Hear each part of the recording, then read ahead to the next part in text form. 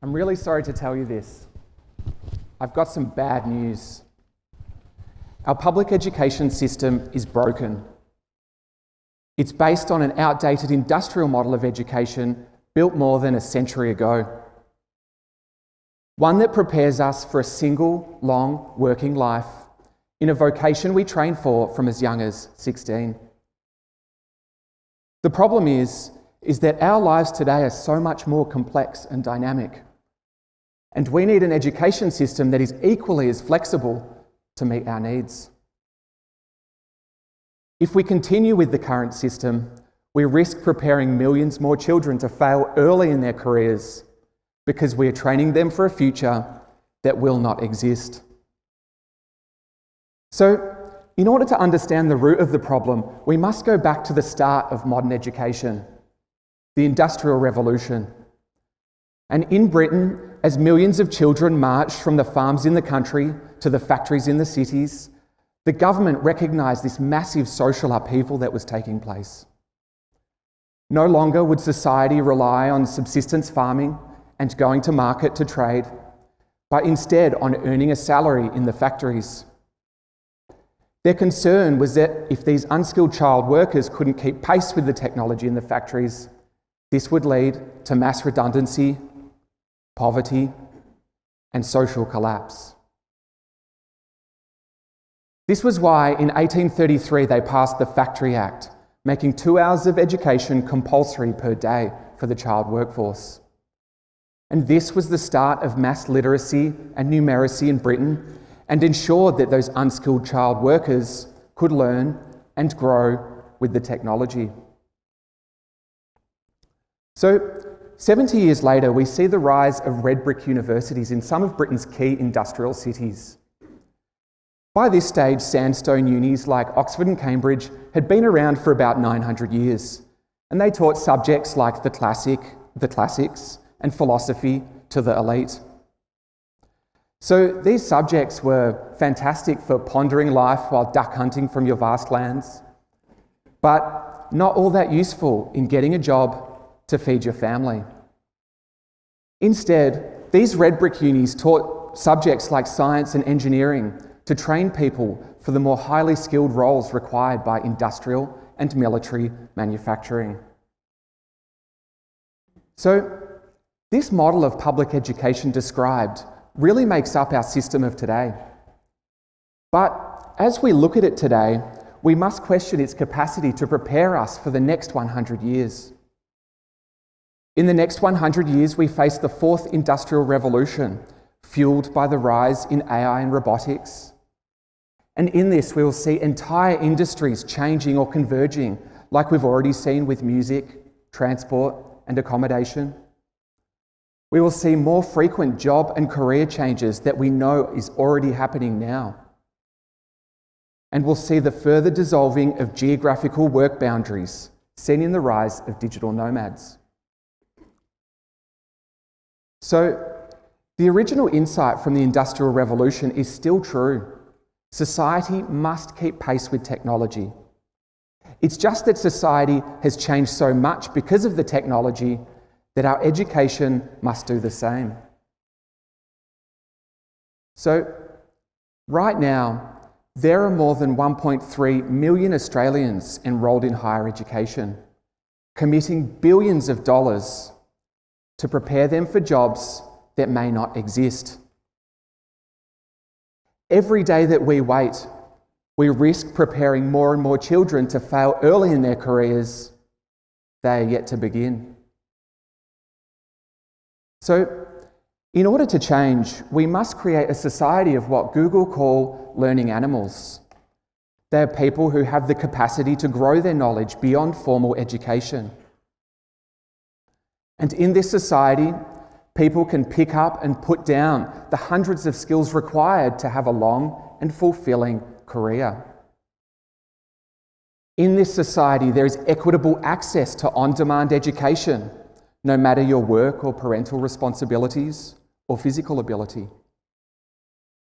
And in this society, we can more seamlessly transition between jobs, careers, and industries. So, In order to live in this society, we must see knowledge as a sort of semantic tree. We must first understand the fundamental principles, that is, the trunk and the branches, before we can learn the leaves and the details, or there's nothing for them to hang on to.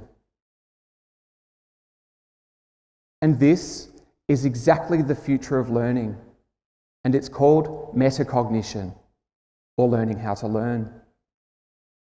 And in order to develop our ability for metacognition, we must focus education away from where it's always been, on learning content like long division, cursive writing, or learning the periodic table. Instead, we must focus on the skills that enable learning, such as resilience, collaboration, and creativity. That is, the trunk and the branches. And then, with these fundamental skills, we can more easily pick up and put down the hundreds of job-specific skills required for that long and happy career. The leaves and the details. So, we know what the future is, but in order to truly realise it, we must embed a growth mindset in every single person from the moment they start learning, and support them with both nonlinear and on-demand learning models. Firstly, we must embed a growth mindset in every single person from the moment they start learning. Now, a growth mindset is a self-belief that we can grow our ability or intelligence through practice and hard work.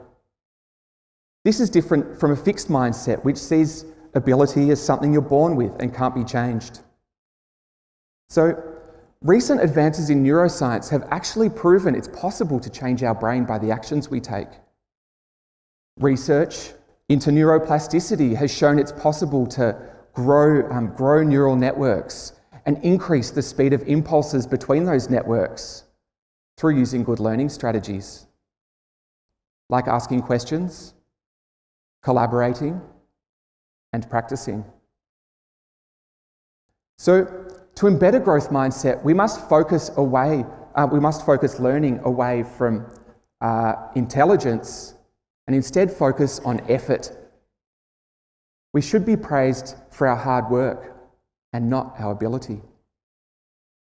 And schools can reflect this too by creating physical learning spaces that focus away from the teacher as the centre of power and instead create a space that encourages creativity and collaboration. So, this means we should scrap those rows of desks facing the teacher and instead embrace the kind of collaborative workspaces made famous at Google and Facebook. Secondly, we must embrace nonlinear learning models. So, my grandpa had one job all of his life. My dad had 5 jobs across 2 careers. Since I've started professional work, I've had 8 jobs across 2 careers and 3 countries. Who knows how wildly random my kid's career is going to be? So, 91% of people born between 1977 and 1997 have said that they don't expect to stay in their current job for longer than 3 years. If we extrapolate this out, that could mean we'll work more than 20 jobs across a number of careers in our lifetime. Just as we know that our careers now are so much more dynamic than they once were, we need an education system that is equally as flexible to meet those needs. And in the same way that iTunes unbundled albums and completely disrupted the music industry, universities have the same opportunity to unbundle their degrees into smaller parts. So, for example, my career history was supported by a 4-year BA studied full-time and about 4 years of an MBA studied part-time while working. But what if I were able to mix and match my subjects to support my career evolution? I could have taken courses on coding, data analysis, copywriting, branding, design, project management, even presentation skills. This would have not only enabled me to better reflect my career evolution, but also saved me time and money as well. So, lastly, we must enable on-demand and consumer-oriented learning models. So, everything that we do today is on demand. We binge-watch Netflix. We stream any song we want on Spotify. We even Google any question we have. Extending this, every decision we make as a consumer is framed around as being as flexible as possible to our specific moment of need. Why should education be any different? So, for example, imagine a social worker 5 years into their profession has a job promotion opportunity, but the job requires some knowledge in child play therapy, and the interview is in 3 weeks. Now, under the current model of education, they would have to study a 1 or 2 year postgrad degree, and with next intake period and waiting for their graduation, it could take them as long as 3 years to get the qualification. But what if they could study a single unit on demand? A typical 12-week subject could easily be taken within 3 weeks. And with an automated marking system, they could have their work evaluated and credential awarded in time for the job interview. So, this is a great example of how creating on-demand learning can actually make people more likely to return to further education. Just as a social worker is more likely to get that job promotion, they are then going to be more likely to need to return to further study in the area. And with credit for prior learning, they are then more likely to return to the uni they first studied with. So, we know that careers will fundamentally change over the next 100 years. And we know that in order to adapt to this change, we must embrace this growth mindset and be supported by both on-demand and nonlinear learning models.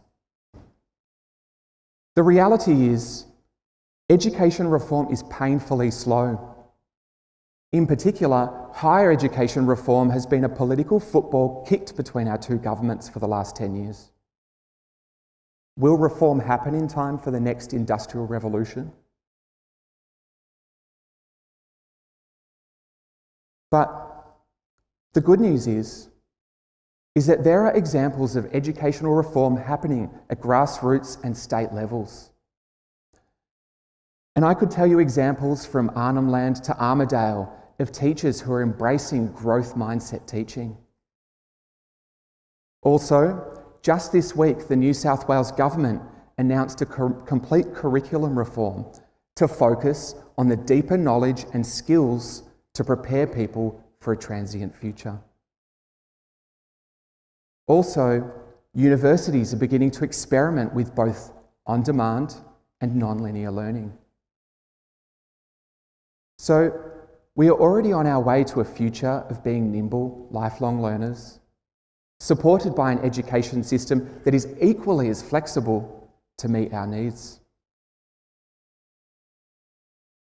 Even in the context of this event, which I'm sure most of us are here for more than just a free breakfast, and in one way or another identify as being lifelong learners, the one thing remains: how do we take the rest of society on this journey of growth and lifelong discovery as well? Thank you.